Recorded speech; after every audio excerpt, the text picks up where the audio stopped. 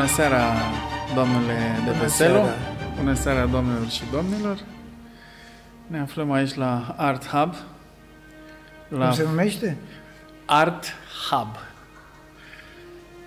Art Hub. Da, aici, în apropierea sălii radio. Iată, un prim loc muzical.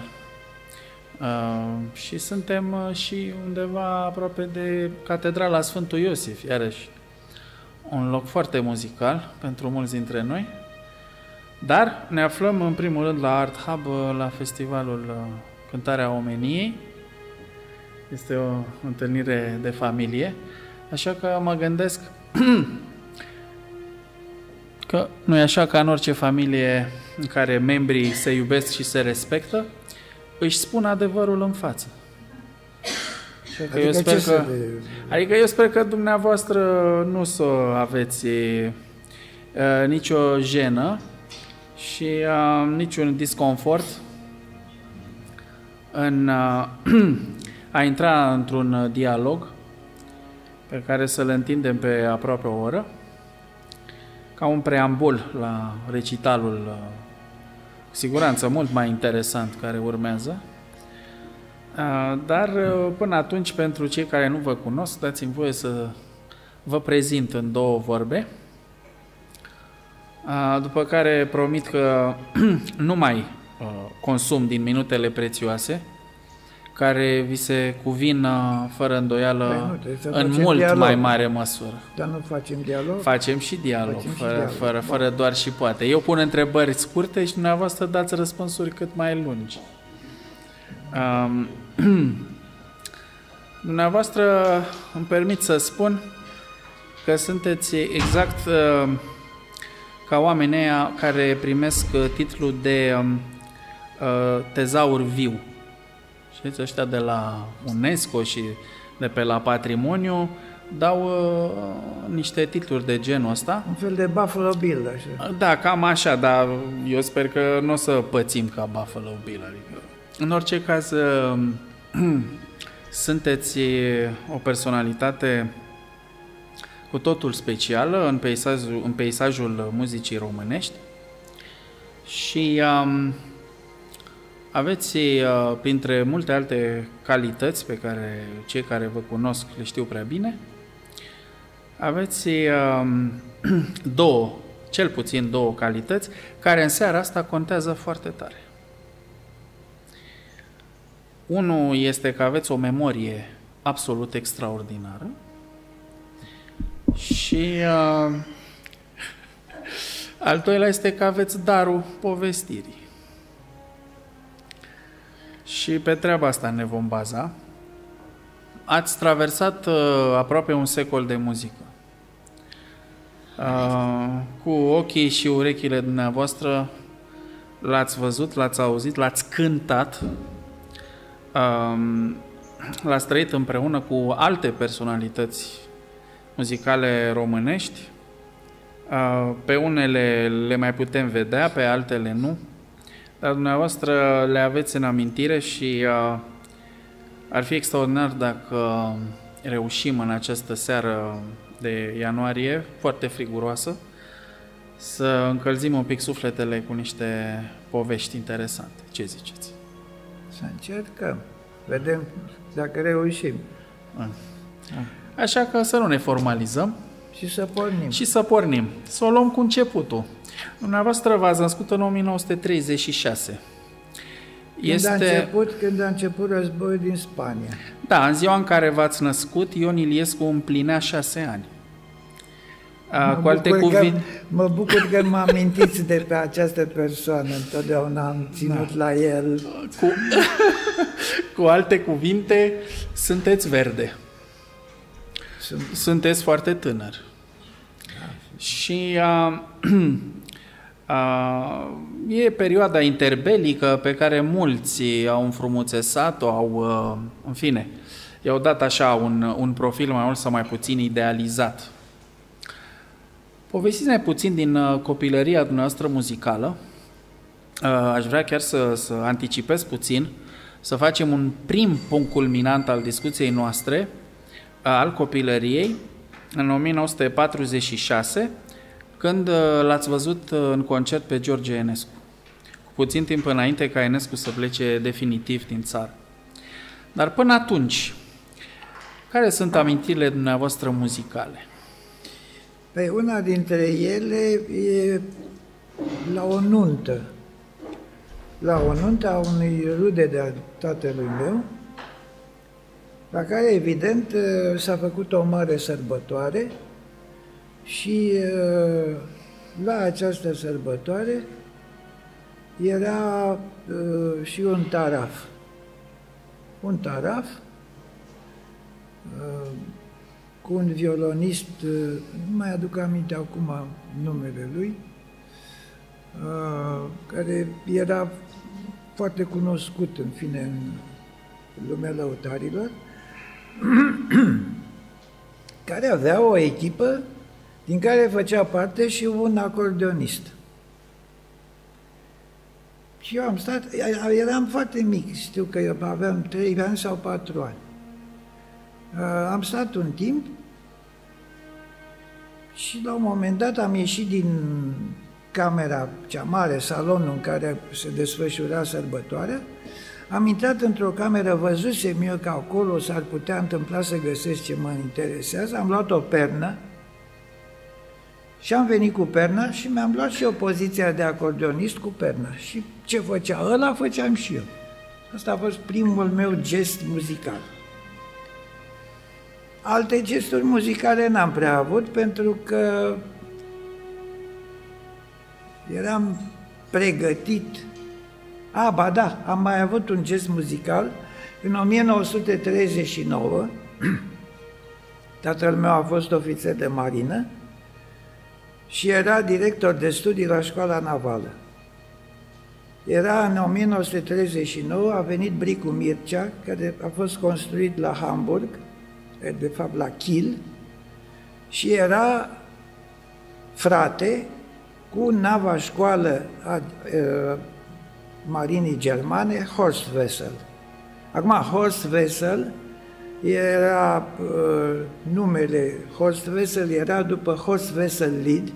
Horst Wessel, care a fost un luptător din ăsta al național-socialiștilor, și Horst Wessel Lied, după aceea, care s-a cântat foarte mult până când nu s-a mai cântat și dacă îl cânta era cam în aer. Acum se găsește pe YouTube Horst Wessel și Horst Wessel este Die Fahne hoch. Die Fahne hoch, care Die Fahne hoch, die Reihen fest geschlossen, es marschiert in ruhig festen Schritt. Kameraden, die Rotfront und Reaktion erschossen, marschieren im Geist in unsere Reihe mit Padadam, și așa mai departe. Bun. Și când a venit bricul Mircea, în 1939, a fost și momentul primei călătorii de instrucție a bricului în Mediterană. Evident că pregătirea bricului s-a făcut înainte de plecare, ca întotdeauna, și asta s-a întâmplat deci prin august. Eu atunci aveam 3 ani și 5 luni, în august, 3 ani și 5 luni, și tatăl meu mă lua întotdeauna și mergeam pe bricul Mircea și stăteam acolo, în fine. La un moment dat, unul dintre elevi m-a luat și a spus: Vladimir, uite-te, du-te acolo vezi, este un mâner și faci în jos și în sus, cu mânerul ăla. Pe respectivul îl chema Maican.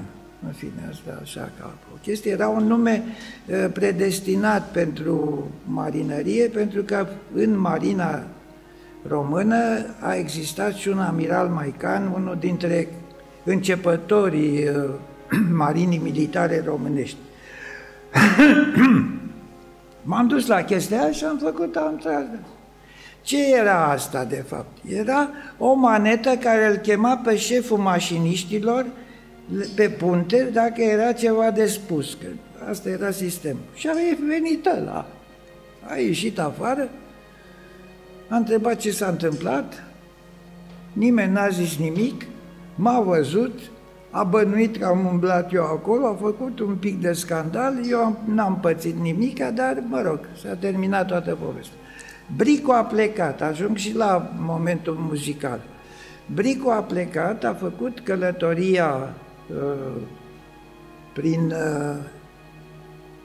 Marea Mediterană și la întoarcere era așteptat la dana respectivă la care acosta, era așteptat de familia celor de pe Bric și de o fanfară militară. Între familie și fanfara eram eu cu o tobă. Și în momentul în care a început fanfara să cânte, am început să dau și eu din tobă. Deci asta a fost prima chestie. După aia a trecut foarte mult până să mai fac lucruri muzicale. Momentul în care mi s-a descoperit voce de cântat a fost când eram la Liceul Sfântul Sava, la Colegiul Național Sfântul Sava, în clasa 1-a de liceu. Și l-aveam profesor pe Nicolae Lungu. Nicolae Lungu, celebru dirijor de coruri și compozitor și așa mai departe. Și era un solfegiu care era mi, fa, fa, sol, do, si, si, la. Mi, fa, fa, sol, do, si, si, la. Așa. Noi eram așezați pe voci și la un moment dat îl văd pe Lungu că pleacă de la catedră, vine către rândul de bănci unde stăteam eu stăteam pe la mijloc. Și cu urechea așa ajunge în dreptul meu și îmi trage o palmă. O palmă, pe urmă mi-am dat seama, eu m-am speriat. Era o palmă de drag, de dezmierdare. Și el, care avea o voce așa, de mâine să vii la biserică la... Unde stai? Zic, pe dealul Mitropoliei. Vii la biserică acolo, la cor. Ai înțeles? E acolo. Așa, și așa am început eu să fiu... Întâi am copiat note și acolo m-am... În fine, m-a impresionat faptul că eram în aceeași cameră cu vedeta școlii, care era Valentin Teodorian. Valentin Teodorian, care cânta în corul Patriarhiei, dirijat de profesorul Nicolae Lungu, care avea o ureche foarte bună. Și există la un moment dat în liturghie o luare de ton a preotului de la cor. Corul cântă așa și trebuie ca preotul să preia sunetul ăla, nu altul. Nu mai știu care dintre preoții de la Patriarhie nu era tocmai cu urechea bună. Și atunci se ajungea la momentul ăsta, Lungu termina, popa dădea sunetul mai sus sau mai jos, Lungu se întorcea și spunea... Asta se repeta aproape în fiecare duminică.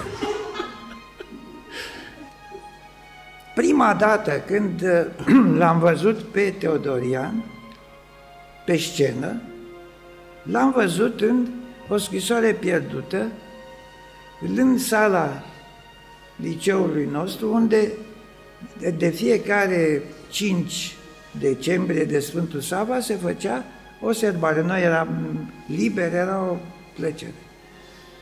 Și pe vremea aia, deci când eram în clasa a 1-a și a 2-a de liceu, asta s-a întâmplat în 46-47, da, atunci,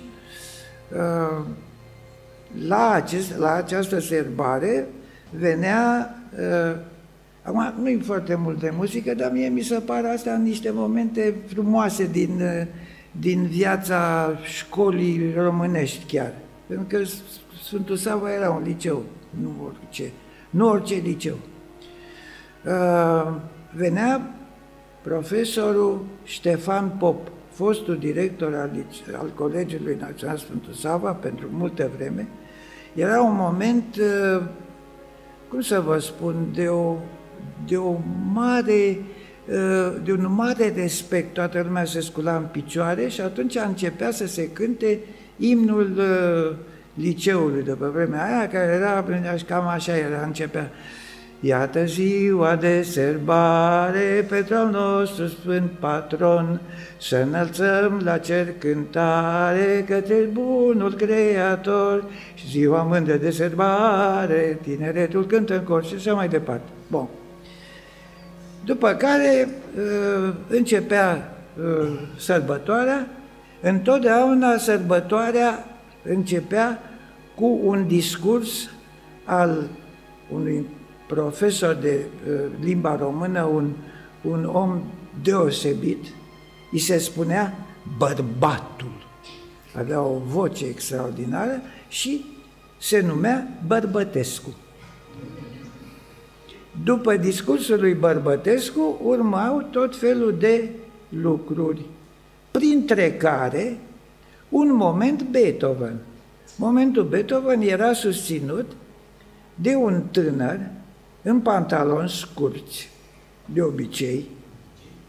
Sigur că în decembrie nu venea în pantaloni scurți, dar la alte sărbători, în care se cânta la pian, era o pianină, de fapt, nu era un pian așa. Acest personaj, pe numele lui Aurel Stroie, care cânta sonate de Beethoven. După aceea, Aurel Stroie a fost cine a fost și nu știu cum s-a întâmplat că eu am cântat în toate cele 3 opere ale lui pe textele celebrilor scriitori greci, antici. Se termina în anul de care vorbesc eu, s-a terminat cu O noapte furtunoasă. Rică Venturiano, ca și în opera lui Paul Constantinescu, era Valentin Teodorian. Aici nu cânta, aici nu mai juca. Era un actor formidabil. Trebuie să spun, era un actor extraordinar. În afară de el, mai era Paul Hurmuzescu, compozitorul Paul Hurmuzescu, care era Spiridon, și mai era încă unul care după aceea a fost actor la Teatrul Național, nu-mi vine numele acum, dar poate îmi vine și vi-l spun dacă mai e nevoie, dar nu mai e nevoie. Deci, Teodorian, și atunci am avut așa un fel de, nu știu, ceva, admirație și așa mai departe. Probabil că atunci am fost influențat, pentru că după aceea Teodorian cânta canțonete, în fine, și poate că Teodorian m-a făcut să mă îndrăgostesc de arta cântului. Și până la urmă, la Opera Română, am făcut un recital la 2 voci egale cu Valentin Teodorian. Și, în același timp, eu, îndrăgostit de madrigalul englezesc, m-am forțat să fac contratenor, să pot să cânt contratenor și într-o zi, la operă, lucrând la operă ca secretar muzical, îi spun lui Teodorian: maestre, sunt niște madrigaluri extraordinare englezești, nu vreți să facem un grup așa? Eu, mă, zice, adu notele. Zice, dar cu cine să facem? Păi, zic, eu m-am gândit la Gerda Radler, care era o vedetă a operei române, cântase și madrigal, și hărășteam. Zice, dar tu ce cânti? Păi zic, eu să fac pe contratenorul. Cum poți să faci pe contratenor? Păi o să încerc să fac pe contratenor. Și adu notele, am dus notele, s-a uitat, da, zice, interesant, hai să facem o repetiție. Am căutat sala, era sala Rosenstein, care e undeva mai sus, e ultima sală pe sălile de repetiție la operă. Ne-am întâlnit acolo, am început la 11 și am terminat la 1. Și după care ne-am antrenat și am scos un disc, primul disc de muzică engleză, de madrigal, care se numește de la Henry VIII, regele. Regele a scris un fel de madrigal, în fine. Probabil că după ce și omora nevestele, trăgea câte o muzică din asta așa mai... De la Henry VIII la Henry Purcell. Și am făcut discul ăsta care a apărut în 81. Deci, cam asta e un fel de parcurs, dacă vreți. Sigur că cu multe lucruri, cu multe alte lucruri înăuntru, adică n-am fost chiar așa un fitecine. Un fitecine, da, dar am mai făcut câte ceva. În orice caz, aș zice că 89 pentru mine a fost, din toate punctele de vedere, o eliberare. O eliberare și o bucurie mare, nu numai pentru mine, ci și pentru locurile pe unde trăim noi cu toți aici. După aia am avut șansa că am putut să cânt și prin alte locuri decât... Am cântat și înainte prin alte locuri, dar atunci mi s-a întâmplat că să pot să ajung să cânt la Carnegie Hall lidurile lui Enescu. Datorită unei mari muziciene și un om extraordinar, care era Lori Wallfisch, pianista Lori Wallfisch, care s-a dedicat prezentării lui Enescu în Statele Unite. A făcut și Societatea George Enescu din Statele Unite, făcea tot felul de întâlniri, a făcut un turneu cu muzică de Enescu, cu quartetele lui Enescu. Și aici, legat de asta, pot spun că în acest quartet, din acest quartet, făceau parte numai români, printre alții Șerban Lupu, violonistul care a murit recent în România. Pentru mine,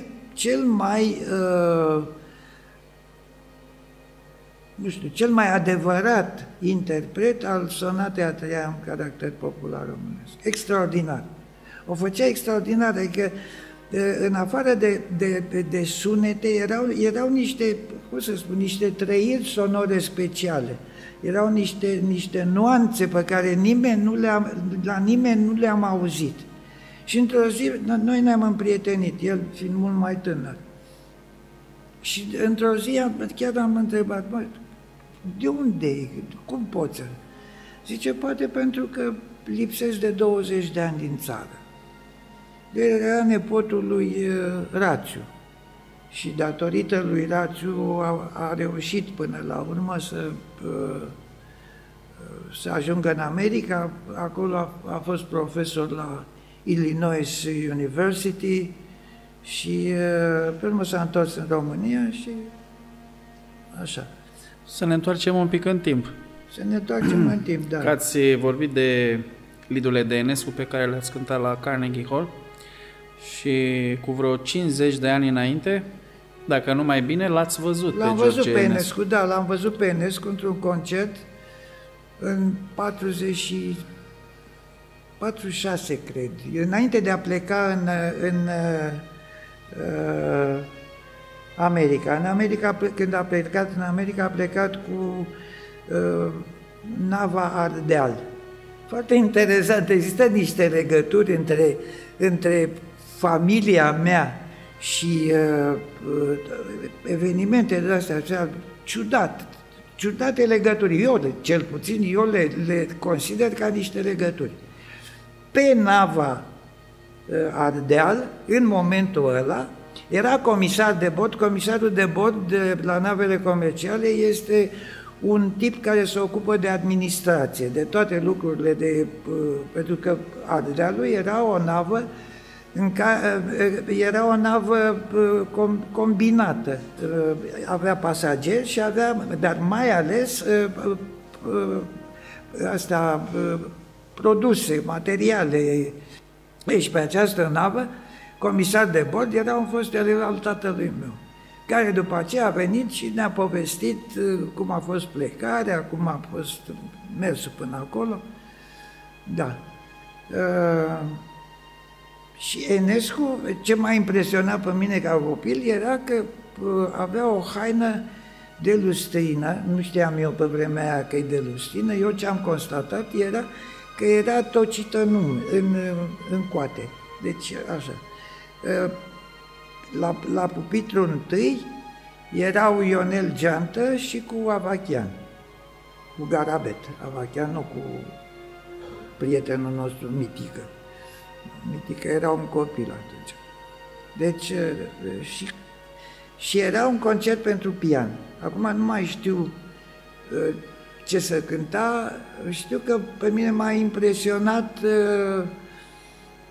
până la urmă mișcarea pianistului. Era un pianist care se mișca foarte, foarte mult. Asta m-a impresionat pe mine atunci. În pauză, eu eram cu o mătușă de-a mea care îl cunoștea pe Silvestri și în pauză m-a luat și m-a dus și m-a prezentat lui Silvestri.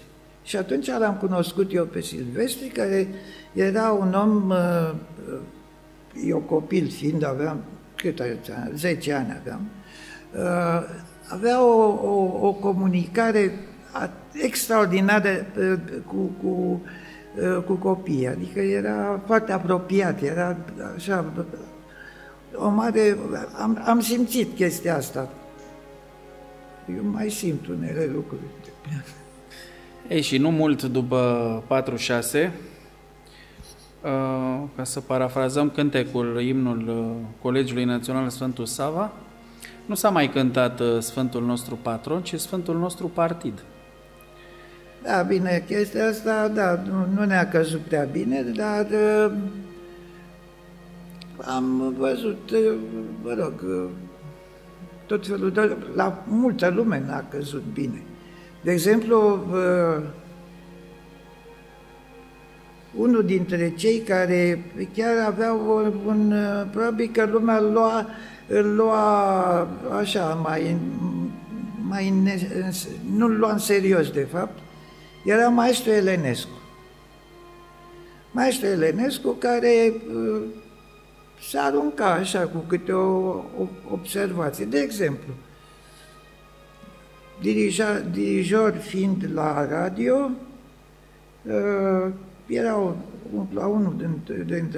la una din repetiții, se face pauză, iese lumea în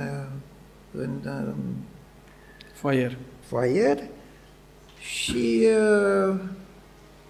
se sună, după terminarea pauzei se sună, intră cordarii, intră toată lumea, dar nu intră suflătorii.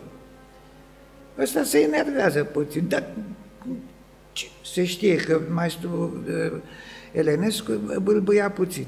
Dar unde sunt suflătorii? La care unul dintre colegi zice, vin și ei imediat, maestre, dar e o partidă de șah acolo și joacă șah și ăia stau să vadă ce se întâmplă. În timpul ăsta intră ăia și el zice, ce faceți voi? Jucați șah? Da, maestre. Păi de ce jucați șah? Că șahul este un joc trist. Se joacă mai ales în Uniunea Sovietică.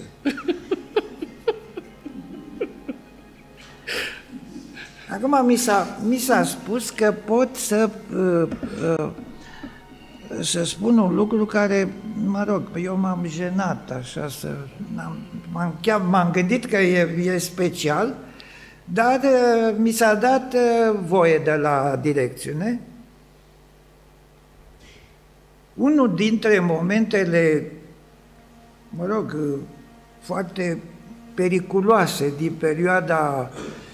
din perioada respectivă a fost după 1948, când prin familia Rosenberg din America, Ethel și cum îl chema pe el, nu mai știu, care au dat Uniunii Sovietice datele despre cum se face o bombă atomică. Și în 1948, Uniunea Sovietică a avut bomba cu hidrogen. Din acel moment au început cele două puteri care erau în războiul rece, au început să se amenințe unii pe alții, dar amenințările mai contundente veneau din est către vest.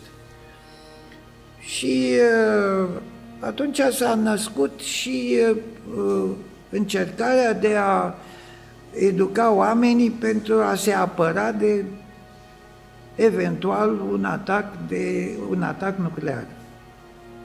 Și s-a inventat o catedră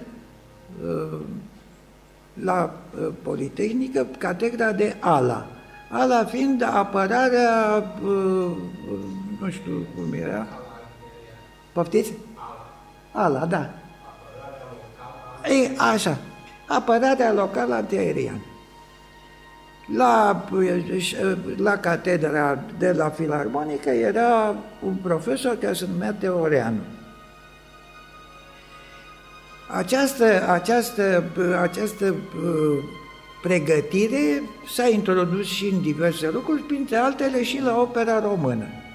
Pregătirea cu seminarii, cum era și învățământul politic. Deci așa s-a băgat ALA în instituțiile din țară.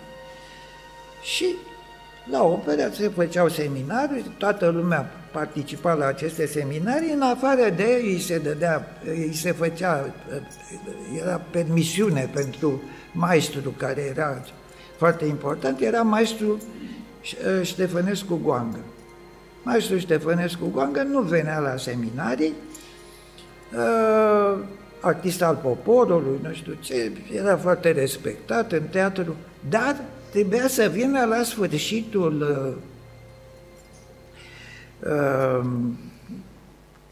anului ca să poată să primească o notă pentru această activitate.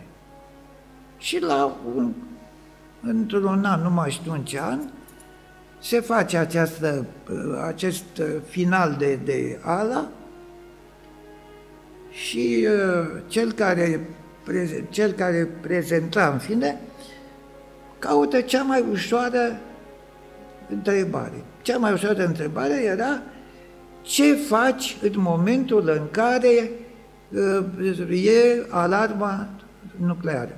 Și se spunea, în momentul în care așa iei un cearșaf alb, te învelești, e adevărat? Te învelești cu cearșaful alb și te duci repede la adăpost. Deci foarte simplu, nu îl întreba nici o problemă de chimie, nici nimic. Asta era... Și ăla, cu foarte mult respect, se adresează lui Goangă și spune: maestre.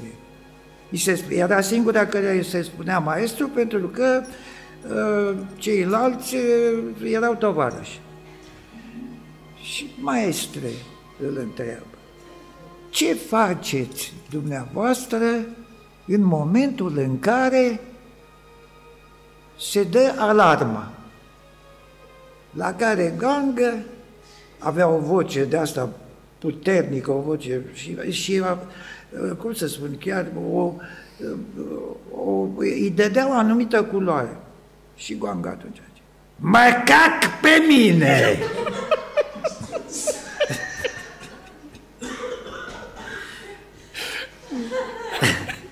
Da. Acum, dacă tot suntem la chestii de-astea, iarăși un moment important a fost meditația transcendentală, de care probabil că s-a auzit de această meditație transcendentală, la care a venit nu știu cine din străinătate ca să pregătească toată povestea asta și s-au înscris o grămadă de...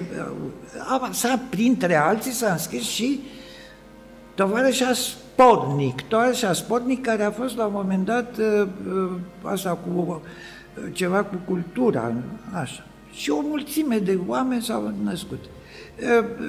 S-a înscris și Pleșu, eram coleg pe vremea aia cu Pleșu la Institutul de Istorie Arte, s-a înscris și Pleșu și s-a dus la vreo 2 și până la urmă i-a spus ăluia: dom'le, eu nu mai vin.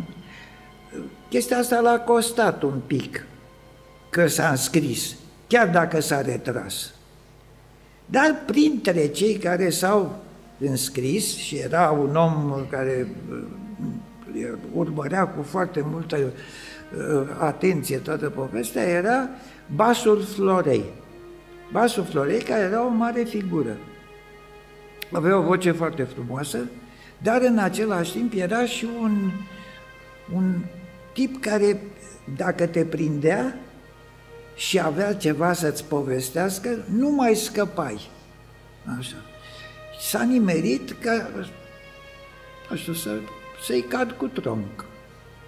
Și atunci, de foarte multe ori, mă lua așa și îmi povestea, într-o seară, de exemplu, când am fost de serviciu la operă și el cântase, mi-a spus: să știi că o să te duc acasă cu mașina. El avea un Volkswagen broască de asta.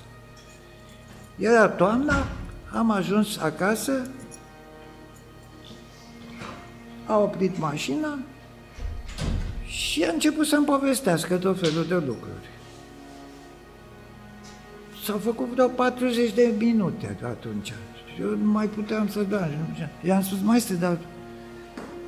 Vai, zice, nu te interesează ce-ți povestesc. Zic: nu, dar știți, dragul meu, mi-a făcut o mare plăcere. Și s-a terminat chestia asta. Bun. După un timp,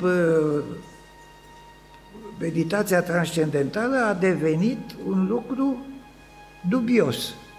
Și atunci s-a făcut o anchetă și toți ăștia care au făcut parte din meditația transcendentală erau membri de partidul unii și i-au fost dați afară din partid, în fine. Printre alții s-a hotărât să fie discutat și domnul Florei, care era singurul care era din operă.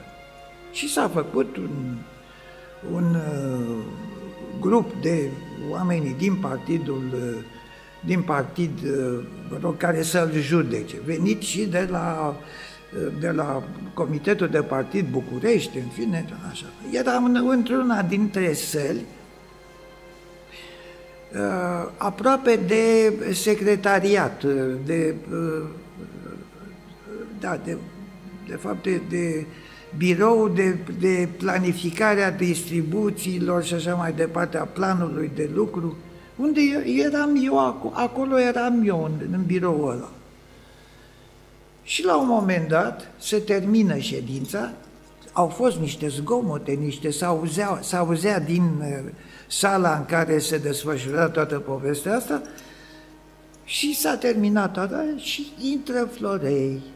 Mă vede Florei și vine către mine și îmi spune: dragul meu, am fost dat afară din partid. Acum, pentru mine chestia asta nu însemna nimic. Eu nu eram membru de partid, nu mă interesa, ba nu numai că nu mă interesa, dar mă și amuza chestia asta.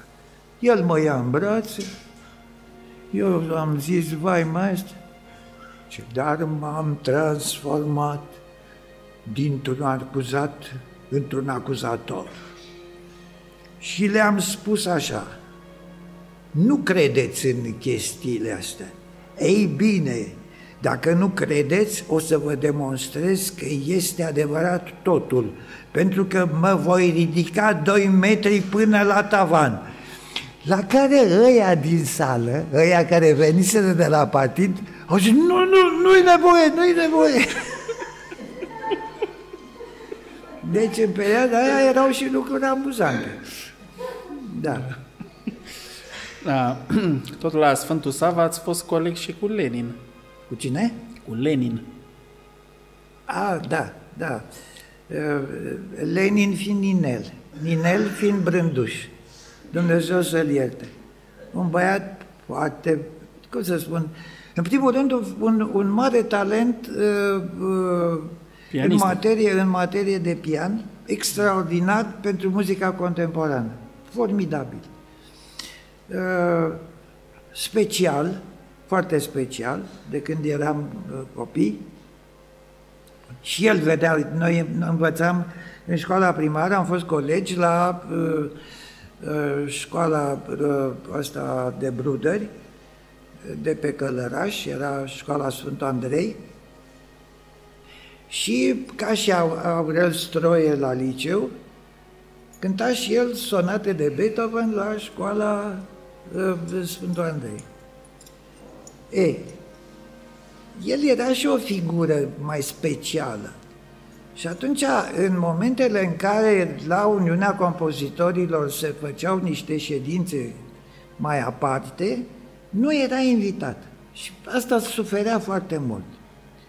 La un moment dat s-a hotărât, era ziua președintelui țării, nu spun numele, se știe, și s-a hotărât să fie sărbătorit președintele. Și atunci Toașu Burtică, care răspundea de partea Uniunea Compozitorilor și alte uniuni, Toașu Burtică a rugat ca să vină compozitorii să se discute cum să se facă toată povestea. Brânduș nu a fost invitat, dar a aflat că se va face chestia asta. Și a venit acolo. A venit, ăștia au spus, maestre, dar matale nu ești invitat. Cum nu sunt invitat, domnule? Cum nu sunt invitat? Ia să vă... Și atunci ăsta Burtică, ca să nu iasă scandal, a spus, spuneți, dar să stea sus la balconul de sus, așa. Asta fiind la Uniunea Compozitorilor, la casa Nababului. Și s-a așezat acolo.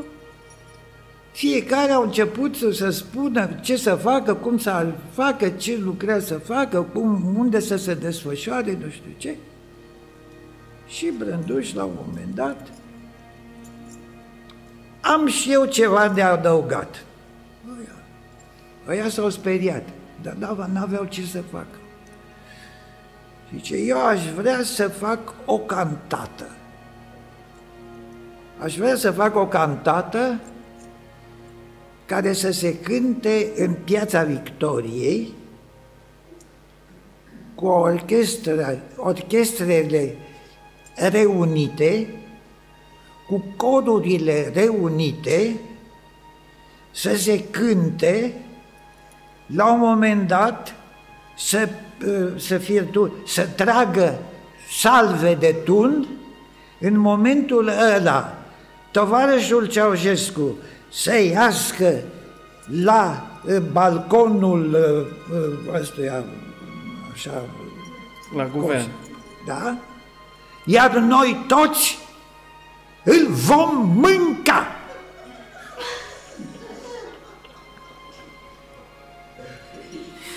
Da.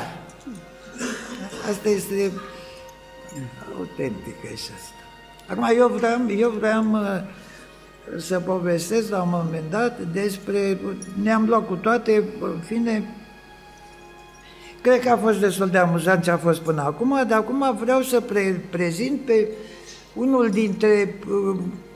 Din păcate trebuie să vă avertizez că va fi și ultima poveste de seara asta. Păi da, și după aia te dau pe matale. Așa.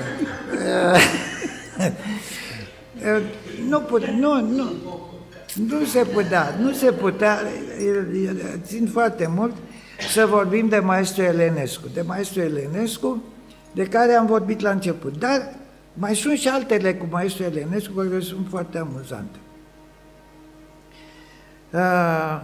Maestru Elenescu, deci era bâlbâit, la un moment dat, dar nu era numai el bâlbâit, mai erau bâlbâiți violoncelistul Fotino și violonistul Mihai Constantinescu. Și într-o dată, probabil că la dublu concert de Brahms,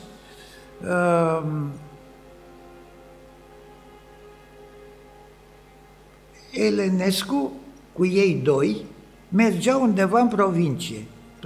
Probabil că era violoncelist, probabil că era dublu de Brahms. Și în compartiment era și o duduie. În fine, au vorbit ei, așa, Fotino era un mare curtezan, a început să intre cu ea de vorbă, nu știu ce, bun. La un moment dat, Mihai Constantinescu și Fotino ies pe culoar și Elenescu, fiind așa, ea îi spune lui Elenescu: vai, prietenii dumneavoastră sunt atât de drăguți, zice, dar păcat că sunt puțin, sunt bârbâiți. La care Elenescu face un efort, așa, și zice: da!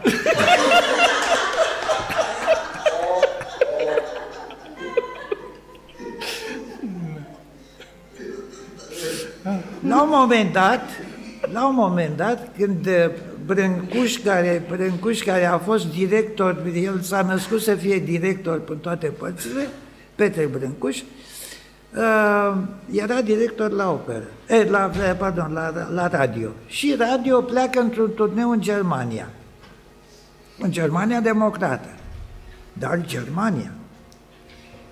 Și pleacă ei, în fine, înainte sau după un concert, Brâncuș îi spune lui Elenescu: hai să mergem să ne plimbăm puțin. Și ies în oraș, de la hotel ies în oraș, așa, și la un moment dat, mergând, ajung în dreptul unei măcelării. Era tocmai în perioada în care la noi se vindeau ăștia Adidas. Așa. Ajung în fața măcelăria cu lumină, în fine, vitrina luminată și cu o grămadă de bunătăți în vitrină. Și ăștia se opresc acolo și se uită și arată cu degetul, nu știu ce. Înăuntru, un măcelar cu un halat impecabil așa, cu o față de profesor universitar, cu ochelari, cu ramă de argint sau de aur, în fine, arătând foarte bine, roșu la față neamțul, îi vede că se uită și foarte curios pentru el, așa, ăștia se uită la vitrină, stau și stăteau de mult. Și vine omul, deschide, așa, și se uită la ei așa și zice: sind Sie nicht hier, von hier? Wovon sind Sie? La care Brâncușa, așa, da, la care Elenescu zice: Dacia Felix.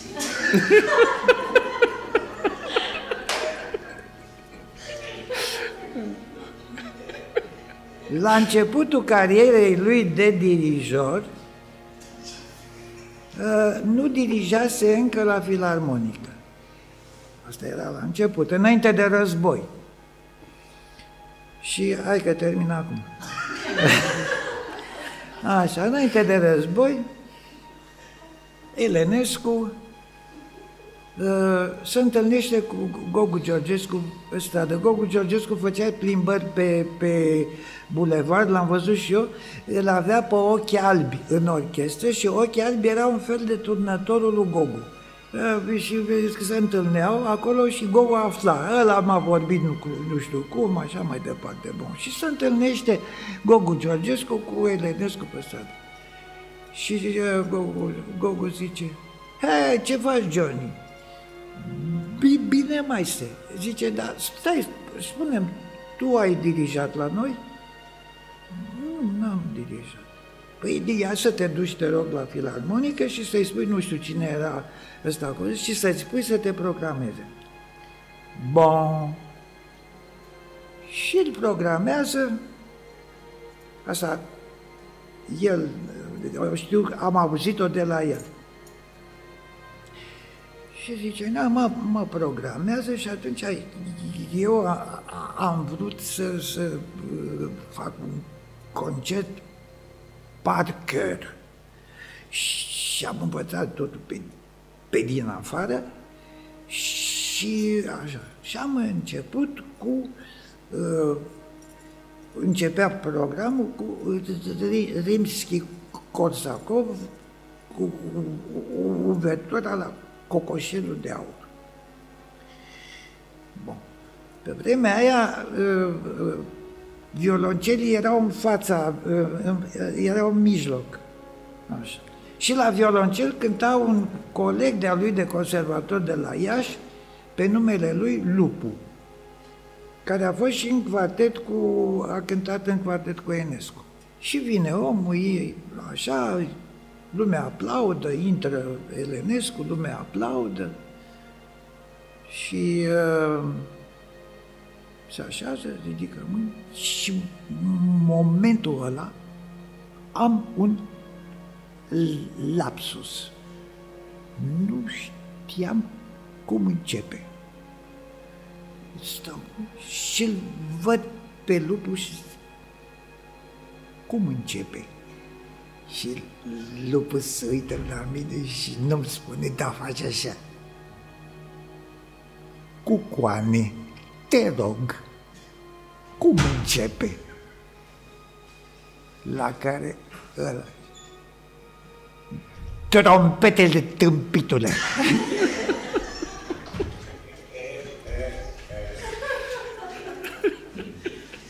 Și bineînțeles să știe când a venit Celibidache, la un moment dat Elenescu îi spune lui Celibidache, știți, maestre, că noi avem și noi pe ai noștri aici, avem Celebridache.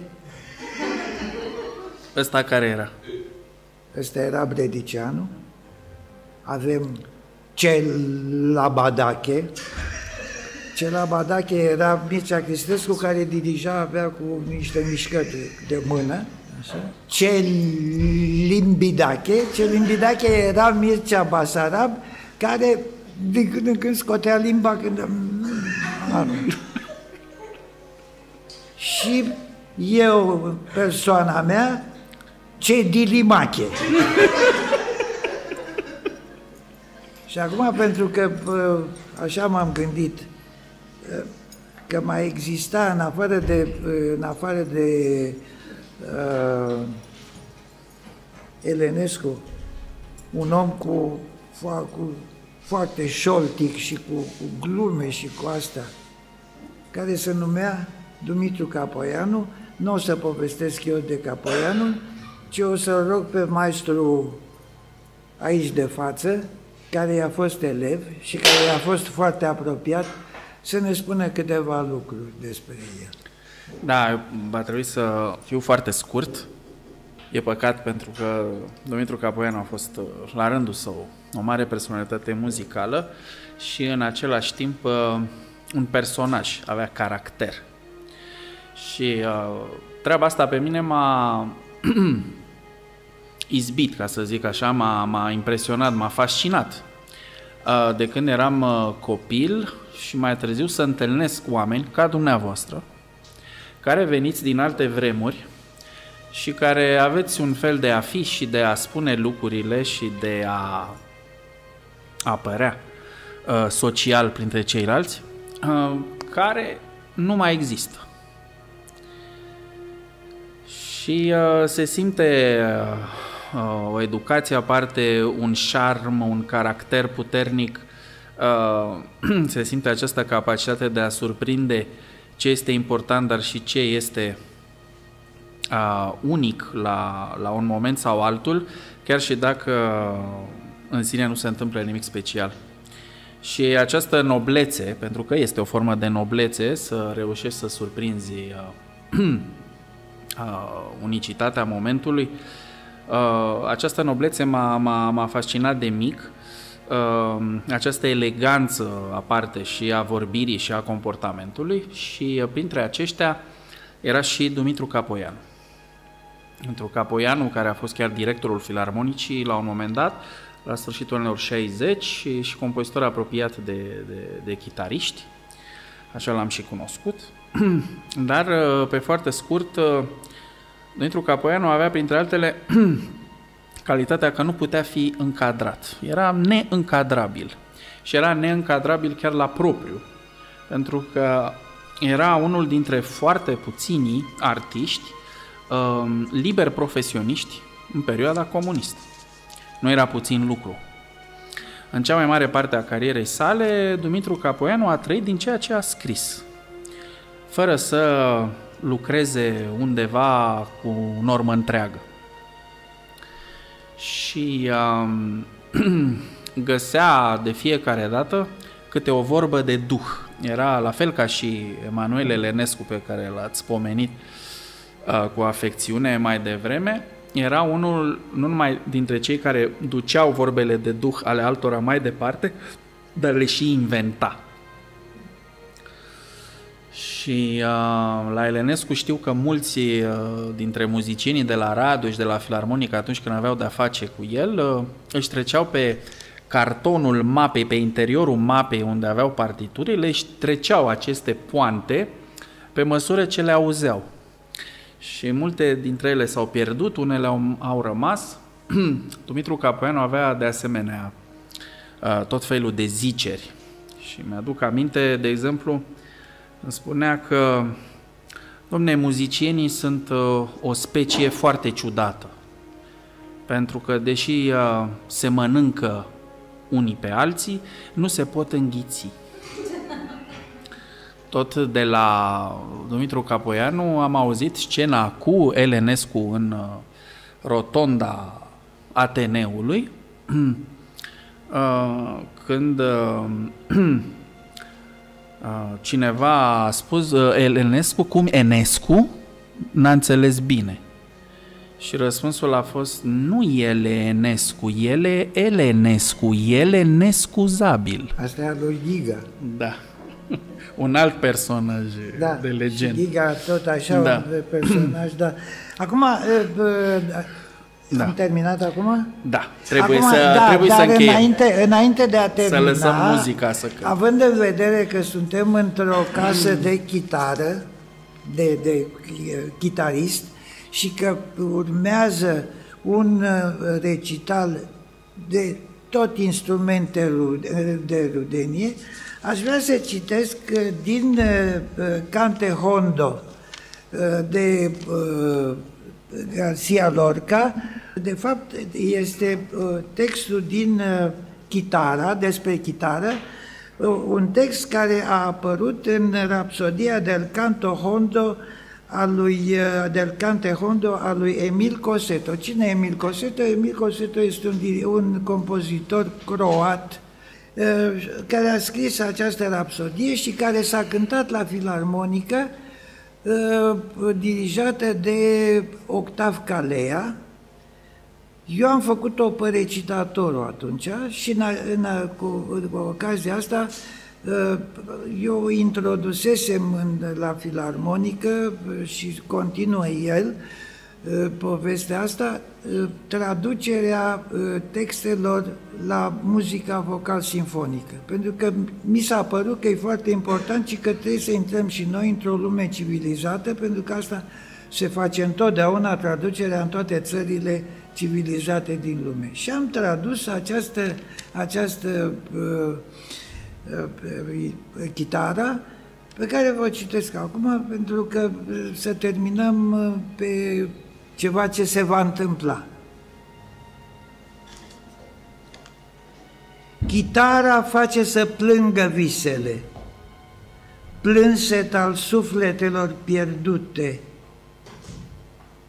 iese din gura rotundă și precum tarantula țese o stea imensă spre a prinde suspinele ce plutesc în negru-i tărâm, începe plânsul chitarei. Se frâng bolțile zorilor, începe plânsul chitarei. Zadarnic vrei să tacă, nu poți să o faci să tacă. Plânge monoton cum plânge apa, cum plânge vântul peste zăpezi. Plânge pentru lucruri de departe, pentru nisipul din sudul fierbinte, dorind albe camelii. Plânge săgeata fără de țintă, chindia fără venirea zorilor și prima pasăre moartă pe ram. O, chitară, inimă rănită de moarte de 5 spade!